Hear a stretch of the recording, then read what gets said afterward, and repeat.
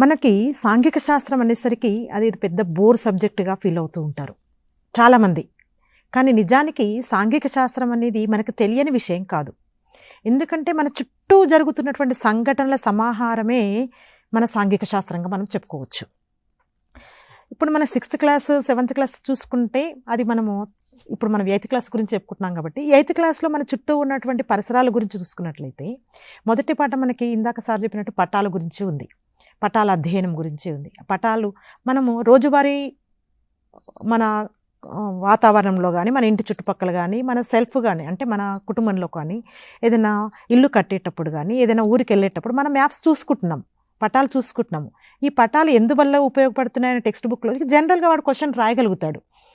అలాగే అక్షాంశాలు రేఖాంశాలు అందులో చూసినట్లయితే ఎలా గీయగలిగారు అక్షాంశాలు రేఖాంశాలు అంటే నీడని బట్టి ఒకే సమయాన్ని బట్టి గీశారు 2000 సంవత్సరాలకు పూర్వమే అని అనుకున్నాం.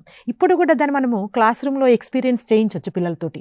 ఏ టైంలో నీడ పొడుగుగా ఉంటుంది, ఏ టైంలో నీడ పొట్టిగా ఉంటుంది, ఈ విషయాలన్నింటినీ కూడా మనము క్లాస్ రూమ్లో ట్రాన్సాక్షన్ ద్వారా వాళ్ళకి రియల్ లైఫ్ ఎక్స్పీరియన్స్ ద్వారా కూడా మనం చేయించవచ్చు.